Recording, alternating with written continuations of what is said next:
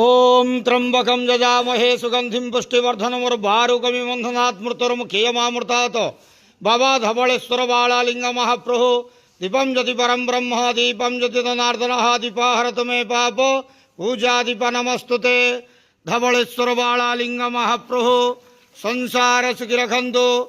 आज शुभ सोमवार रे समस्त श्रद्धालु भक्त मानक आश्रीपद करंतु, मनस्कामना पूर्ण करंतु, कर्मक्षेत्रोन्नति करंतु, ग्रहरिष्ट खंडन करंतु, जगतर मंगल करंतु, विश्वर कल्याण करंतु, आपणकर नाम प्रकाश करंतु, सेवकर डाक श्रवण करंतु, समस्त ग्वावसा भक्त मानकर मनस्कामना पूर्ण करंतु।